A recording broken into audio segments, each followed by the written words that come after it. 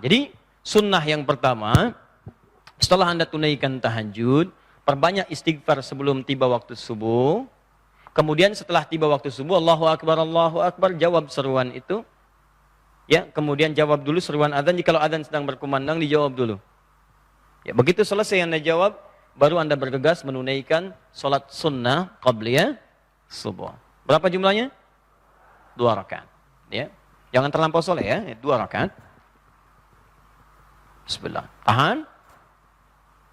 Pelan-pelan, pelan-pelan. 1. Sampai sini dipahami? Baik. Jadi jeda menunaikan qabliyah ini, yaitu jedanya antara selesai adzan, jadi adzan selesai, dengan menunggu penunaian sholat subuhnya. Jadi kalaupun Anda buat jeda misalnya 10 menit ke adzan subuh, yang pasti patokannya begitu selesai adzan, Anda tunaikan. Jelas? 1. 2. Al-Bukhari tadi sudah, nomor hadis 618, redaksinya sama. Sekarang masuk ke hadis Muslim, nomor hadis 724. Sudah?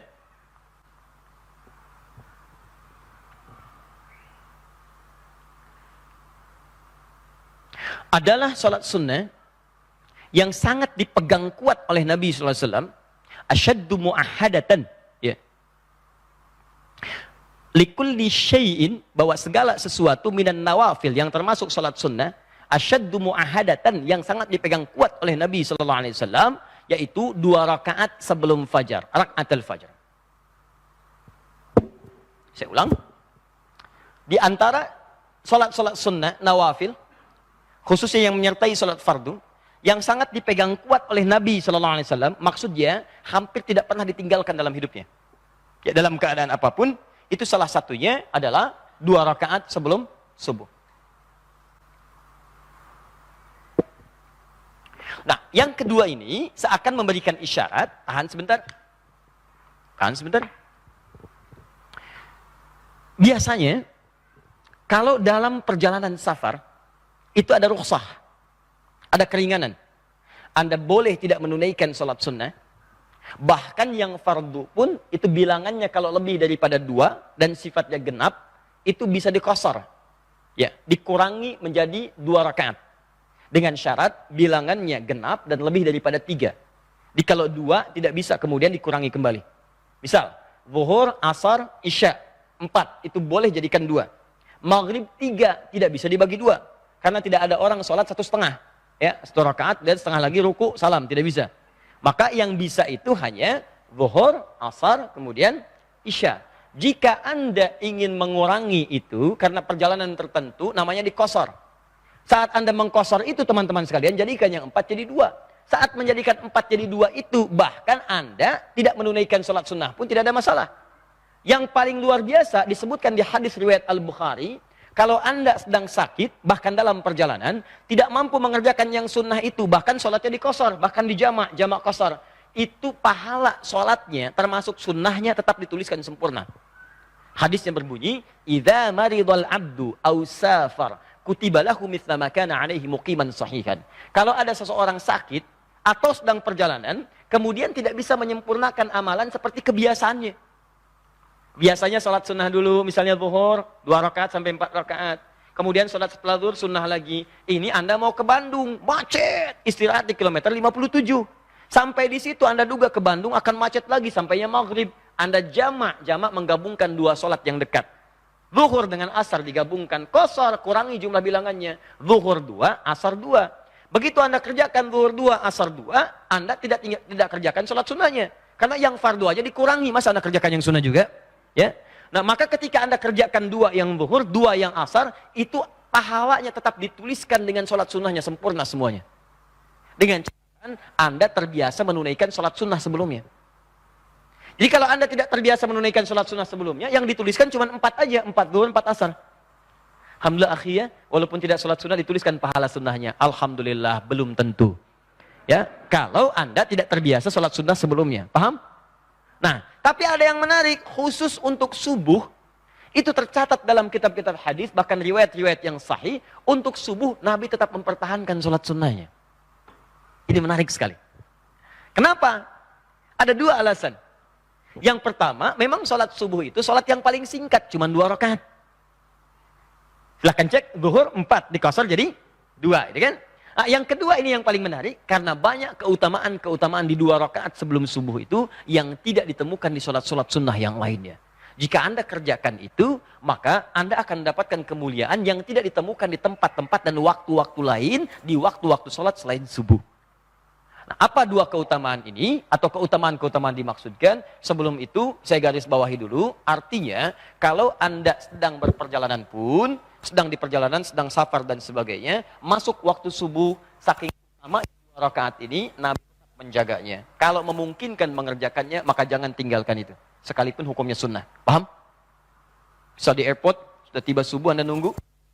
Alih-alih Anda kerjakan sholat subuhnya terlebih dahulu, maka kalau memungkinkan waktunya masih ada, kerjakan 2 rakaat sebelum subuhnya. Jelas? Nah, sekarang saya kembalikan kepada apa yang kita bahas tadi. Jadi saking pentingnya sholat subuh ini, teman-teman sekalian, fokus. 2 rakaat sebelum subuh saking pentingnya, maka dalam keadaan-keadaan bahkan Anda bangun terlambat pun, ini hadis-hadis sahih mengajarkan masih boleh menunaikan 2 rakaat sebelum subuhnya. Pertanyaannya, apa keutamaannya? Sampai-sampai itu dijaga, bahkan dalam keadaan seakan terlambat dalam menunaikannya.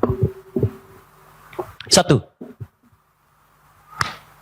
Hadis riwayat Muslim, ke nomor hadis 725-nya. Tadi sampai 727. Tahannya, fokus. Rak'atal fajri khairum minad dunya wa ma fiha. 2 rakaat sebelum subuh itu keistimewaannya lebih daripada dunia dan seisinya. Bapak Ibu, kalau saya kasih pilihan, pilih 500.000 atau pilih dunia dan seisinya, pilih mana? Alhamdulillah, normal. Normal. Walaupun pada prakteknya, kadang-kadang tidak begitu. Contoh, bikin broadcast ya, dari sekarang dan viralkan. Ada 1 pengumuman dari Masjid Nurul Bahri di Kelapa Gading, besok Jumat, yang sholat subuhnya ditunaikan di Masjid Kelapa Gading, Nurul Bahri, dan mengikuti datang sebelum subuh, 2 rakaat sebelum subuh dikerjakan di Nurul Bahri, masing-masing akan dapat amplop 500.000. Sampaikan, terbatas 50 orang untuk sab pertama. 500.000. Baik. Pertanyaan saya, setelah pengumuman itu dibuatkan viral, kemudian menyebar, berapa jamaah yang datang ke sini? Pertanyaannya, sejak jam berapa jamaah datang ke sini? Subuhnya 4.25. Orang datang ke sini jam berapa? Jam 1, jam 2. Demi Allah saya katakan, nginap dari sore ini udah pada datang. Padahal itu cuma tulisan di bawahnya, contoh. Anda bayangkan? Di contoh aja, dikasih 500.000, diumumkan dari sekarang. Nginap sore-sore udah banyak ke sini. Gak percaya, bikin aja Pak. Pengumuman, contoh. Di Masjid Kelapa Gading Nurul Bahri, besok akan dibagikan masing-masing 500.000 rupiah. Di awal subuh, bagi 50 orang pertama. Tanda kurung, contoh. Atau nggak usah kasih contoh, kalau Anda benar-benar berniat, silahkan cek berapa yang datang. 4.25 adzan subuh, mulai sore udah datang, malam itikaf dan sebagainya. Wajah-wajahnya nggak pernah Anda kenal sebelumnya. Bikin pengumuman yang kedua. Siapa yang datang ke masjid lebih awal, di waktu subuh, menunaikan 2 rakaat sebelumnya bahkan di masjid itu, nanti kami akan berikan dengan janji Rasulullah SAW, lebih daripada dunia dan seisinya. Al-Hadis, tuliskan di ujungnya. Pertanyaan saya, berapa yang datang ke masjid ini? Tuh, lihat tuh. Nah, sekarang, jadi Ustadz, yang dimaksudkan lebih daripada dunia dan seisi ini apa? Apakah materi wujudnya atau yang lain wujudnya? Nah, ini yang perlu kita sadari, sehingga kita punya pemahaman yang kuat tentang ini. Sampai-sampai Nabi pernah mengilustrasikan, kalaulah tahu tentang kemuliaan ini, bahkan orang akan mendatangi masjid atau sholat itu dengan merangkak. Merangkak itu ada dua pemahaman. 1, saking padatnya orang datang sampai bergeraknya itu lambat. Ya kan, kalau orang lambat itu diilustrasikan seperti bayi yang merangkak, lambat geraknya, saking banyaknya, padatnya begitu. Ya. Yang kedua, ada yang mengatakan bahkan orang yang tidak mampu pun akan merangkak datang, saking taunya manfaat di balik itu.